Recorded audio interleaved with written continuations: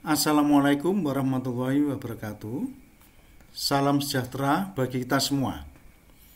Sebagai pendahuluan mata kuliah Fisika 2, video ini akan menjelaskan tentang mengapa mahasiswa teknik informatika perlu belajar fisika.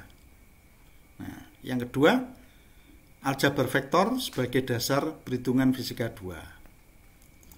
Oke, kita masuk materi mengapa mahasiswa TI atau teknik informatika perlu belajar fisika. Teknik informatika atau ilmu komputer bukan hanya sekedar belajar pemrograman saja, melainkan juga mempelajari bagaimana membangun mesin yang lebih baik dan lebih efisien untuk melakukan komputasi. Komputasi yaitu cabang matematika yang mempelajari bagaimana ekspresi matematika dievaluasi menurut seperangkat aturan tertentu. Nah, sebenarnya ilmu komputer itu meliputi satu, pengembangan komputer atau perangkat keras. Yang kedua, pengembangan perangkat lunak. Yang ketiga, pengembangan jaringan antar komputer. Ya. Nah, bagaimana hubungan antara ilmu komputer dan fisika? Di dalam fisika ada yang namanya ilmu bahan atau ilmu material. Nah, ilmu bahan ini digunakan untuk membuat bahan-bahan tertentu. Misalkan untuk membuat memori, untuk membuat hard disk, untuk membuat motherboard dan lain sebagainya. Nah, ini semuanya butuh ilmu bahan. Kemudian ada juga ilmu rotasi. Ilmu rotasi ini untuk menentukan jumlah data yang dapat disimpan dan diambil dari drive disk yang berputar. Nah, di dalam hard disk yang berputar ini, berapa kecepatan perputarannya itu diatur menggunakan ilmu rotasi supaya dia bisa menyimpan data dan membaca data. Kemudian ada ilmu optik. Ilmu optik ini dipakai untuk pembacaan data dan penyimpanan data dalam optical media, optical disk ini seperti ini. Kemudian ilmu tentang kemagnetan. Ini dipakai juga untuk menyimpan dan membaca data dalam floppy disk. Ini termasuk jenis memori yang lama. Nah, di sisi lain CPU atau Central Processing Unit ini kalau dia dialiri listrik, artinya kalau komputer dinyalakan terlalu lama, maka dia akan timbul panas. Nah, ilmu termodinamika digunakan di sini untuk mengontrol laju pembangkitan panas yang dihasilkan oleh disipasi hukum Ohm di CPU. Supaya panas tidak berlebihan. Nah, dari situlah kemudian tercipta komputer dari generasi 1 sampai generasi kelima. Dan sampai sekarang ada yang disebut sebagai komputer kuantum.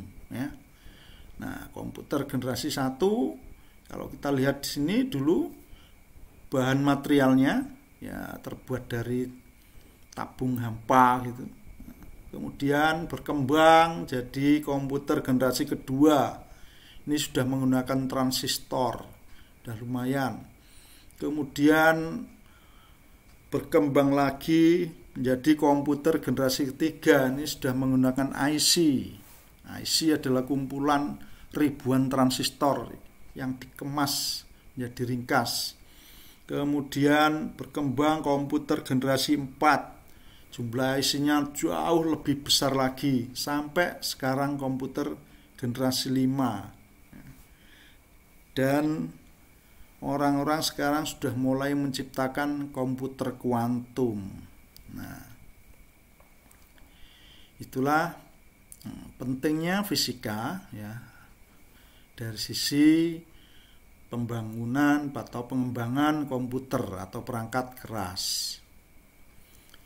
Kemudian dalam pengembangan perangkat lunak, apa peran fisika di sini? Kita lihat di sini dalam komputer grafik ya, ada ilmu komputer yang namanya komputer grafik. Di situ iluminasi, nah, iluminasi ini tentang pencahayaan, ilmu fisika tentang pencahayaan digunakan oleh orang-orang ilmu komputer untuk membuat teknik bayangan atau shading. Nah, shading. Kemudian teknik pencahayaan, lighting. Kemudian teknik specular lighting. Nah, ini semuanya berasal dari ilmu fisika yang diadopsi oleh orang-orang ilmu komputer. Kemudian disempurnakan sampai jadi algoritma yang paling bagus, paling cepat untuk menangani iluminasi ya. Di dalam video game misalkan, video game di sini butuh teknik pencahayaan atau iluminasi ya, ini ilmu fisika juga. Kemudian efek suara, ilmu tentang bunyi fisika. Ilmu tentang gerak, mekanika. Nah, tanpa semuanya ini ya video-video game seperti ini akan tidak seperti realistis ya, tidak realistis. Nah, kemudian pengembangan jaringan antar komputer. Nah, dalam dunia modern ini sudah tidak bisa dihindari lagi.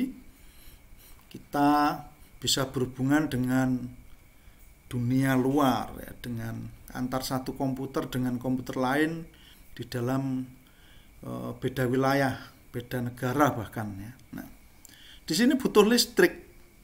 Nah, listrik sebagai sumber energi untuk mengoperasikan semua perangkat jaringan komputer. Nah, pengetahuan tentang listrik diperoleh dari fisika. Kemudian ada yang namanya ilmu gelombang elektromagnetik. Ya. Ini digunakan untuk telekomunikasi jarak jauh. Tanpa pengetahuan tentang gelombang elektromagnetik, kita tidak bisa berhubungan secara jarak jauh. Ya. Kemudian ada ilmu tentang optik. Untuk mengirimkan pulsa cahaya menggunakan kabel serat optik. Ya, jadi jaringan yang sudah menggunakan kabel serat optik seperti ini, maka jalurnya jauh lebih cepat dibanding kabel-kabel tembaga. Nah, sekarang ada istilah Internet of Things. Nah, kalau kita menggunakan Internet of Things ini, ya, kita perlu banyak ilmu fisika untuk mengendalikan robot. Ya, robot-robot apapun, robot yang dikendalikan, dipergunakan untuk pabrikan, untuk pertanian, perindustrian dan lain sebagainya.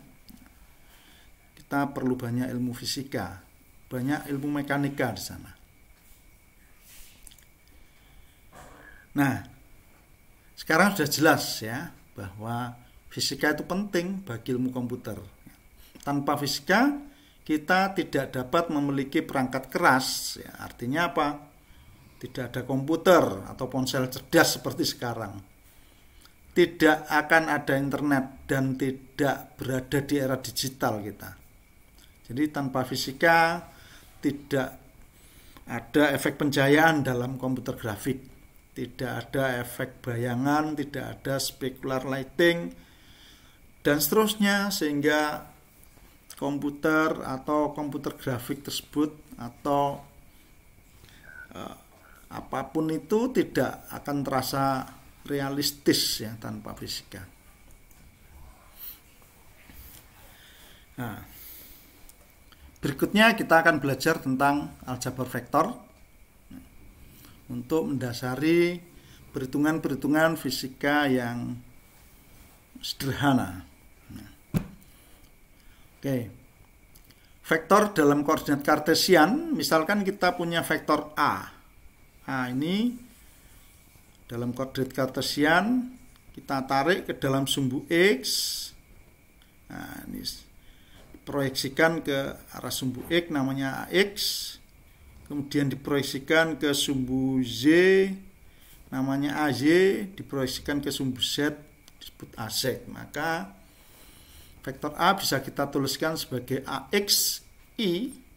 Ini vektor satuan dalam arah sumbu X plus AY J, vektor satuan dalam arah sumbu Z plus AZ K. Nah, ini kurang K ini, maaf ya. Nanti bisa ditambah sendiri. Nah, besar vektor A bisa kita hitung menggunakan rumus ini, Pythagoras ya. AI kuadrat plus AY kuadrat plus AZ kuadrat. Nah, vektor satuan A adalah vektor yang besarnya 1, arahnya sama dengan vektor A besar. Dinyatakan sebagai A per besarnya A. Nah, operasi vektor. Di sini ada operasi penjumlahan dan pengurangan. Misalkan kita mempunyai dua vektor A dan B. A dan B berikut. AXI plus AY, J plus AZK. Nah, yang satu B, BXI plus BYJ plus BZK. Kalau kita jumlahkan kedua vektor tersebut, ini sama dengan menjumlahkan komponen-komponen yang sejenis. Ya, misalkan AX plus BXI tambah AY plus BY, J tambah AZ plus BZK. Begitu juga pengurangannya. Ya. Contohnya misalkan ini ya. Sebuah perahu berlayar lepas dengan kecepatan VP 5I plus 10J min 6K meter per sekon. Sedangkan air laut saat itu kecepatannya 10I min 5J plus 4K meter per sekon. Nah, hitunglah penjumlahannya dan pengurangannya. Nah, VP plus VA ya sama dengan, ya ini yang sejenis nih 5 tambah 10I ya 15I. Kemudian 10 dikurangi 5J ya, jadi 5J min 6 tambah 4K jadi min 2K meter sekon. Kalau dikurangi ya tinggal dikurangi saja, jadi 5 min 10I 5 dikurangi min 5J kemudian tambah min 6 min 4 ya, jadi sama dengan min 5I plus 15J min 10K. Mudah saja ya. Nah, bagaimana kalau bentuknya seperti ini? Nah, jadi di sini digambarkan ada seekor kuda yang ditarik oleh dua orang, masing-masing menggunakan tali, sudutnya 60 derajat dan 75 derajat. Orang pertama menggunakan gaya 120 Newton, orang kedua dia menarik dengan gaya 80 Newton. Pertanyaannya, berapa gaya tunggal yang ekivalen dengan kedua gaya tersebut? Ya, artinya kita suruh menghitung berapa resultan gaya yang terjadi ya, atau yang bekerja pada kuda tersebut. Nah, caranya kita lihat di sini. Kita gambar gaya-gaya tadi dalam satu koordinat sumbu X, sumbu Y ya. Gambar. Ini orang yang pertama 120 Newton, sudutnya 60 derajat. Nah, kita uraikan ke sumbu X F1X yaitu 120 kali cos 60 ke arah sumbu Y 120 kali sin 60. Yang kedua juga gitu, kita uraikan jadi sumbu X, sumbu Y. Nah, supaya mereka nanti bisa membentuk vektor ya. Nah, di sini F1X F1 cos 60 jadi 60 Newton, F1Y F1 sin 60 diketemunya 104 Newton. Secara vektor kita tulis F1 jadi 60I plus 104J nah, dalam arah sumbu X dan sumbu Y. Supaya nanti kita menjumlahkan secara vektor menjadi mudah. Yang gaya kedua di sini ke arah sumbu X karena dia ke kiri, maka negatif. Min, nah, karena ke kiri. Min F2 cos 75 sama dengan min 20,8 Newton. Dalam arah sumbu Y, sini positif ya, F2 sin 75 jadi 77,3 Newton. Nah, kalau kita buat dalam bentuk vektor, jadi F2 sama dengan min 20,8I plus 77,3 J. Nah, kalau kedua gaya ini sudah berbentuk vektor, maka kita menjumlahkannya bisa mudah, yaitu resultannya R sama dengan F1 plus F2. Di total jadi sama dengan 39,2I plus 181,3 J. Nah, jadi usahakan gaya-gaya tersebut diuraikan ke arah sumbu X dan sumbu Y dulu, sehingga bisa diubah menjadi bentuk vektor. Kalau sudah menjadi bentuk vektor, kita jumlahkan dengan mudah. Yang kedua, perkalian vektor dengan skalar. Perkalian vektor dengan skalar, contohnya ini momentum. Ya. Misalkan massa 10 kg bergerak dengan kecepatan V sama dengan 5I plus 6J min 20K. Berapa momentumnya? Nah, ini merupakan contoh perkalian skalar dengan vektor. M kali V. M ini adalah massa, yaitu besaran skalar. V ini adalah kecepatan, yaitu besaran vektor. Kalau kita kalikan M kali V, maka hasilnya adalah besaran vektor.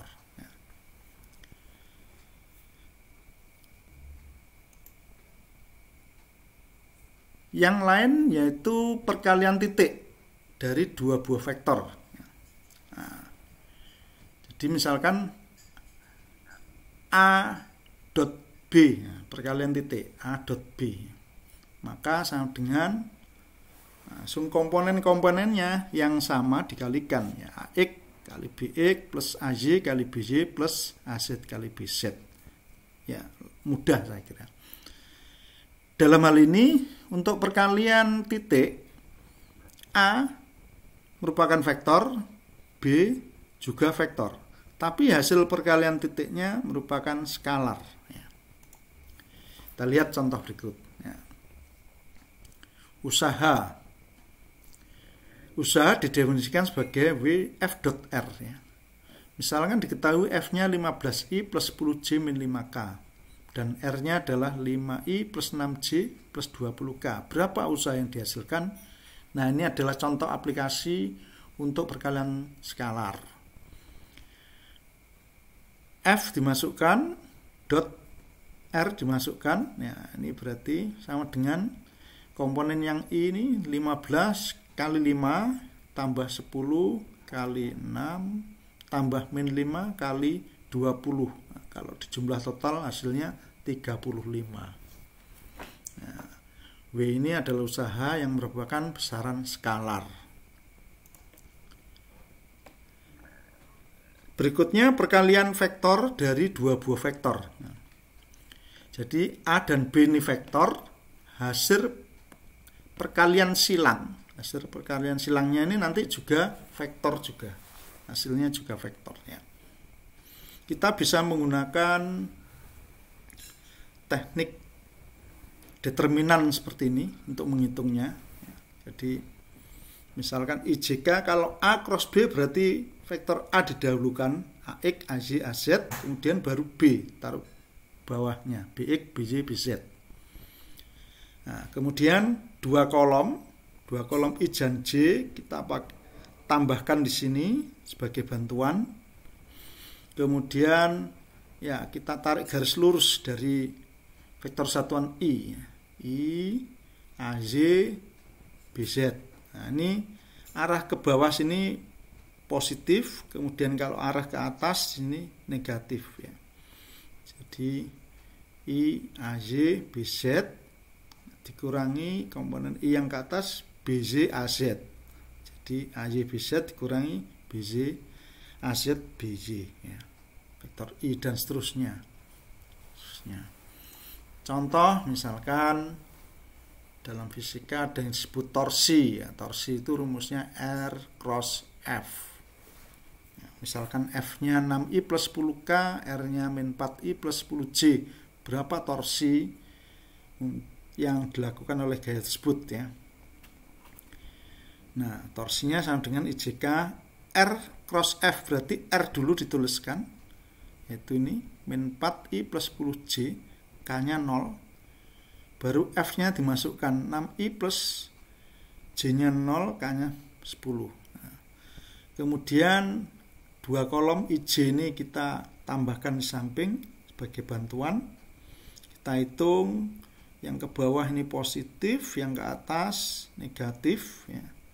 Jadi 10 kali 10I tambah J-nya 0 kali 6J tambah min 4 kali 0K dikurangi 6 kali 10K 0 kali 0I kurangi 10 min 4J ya, totalnya ketemu 100I plus 40J min 60K. Nah, itu adalah dasar-dasar perhitungan aljabar vektor untuk kebutuhan fisika nanti. Nah, kita akan terapkan untuk materi-materi tentang listrikan dan kemagnetan nanti ya. Ini ada beberapa soal yang bisa digunakan untuk latihan. Nah, ada beberapa soal sini bisa digunakan untuk latihan. Ya, sampai di sini dulu video kali ini. Kita akan lanjutkan di materi-materi berikutnya ya. Assalamualaikum warahmatullahi wabarakatuh.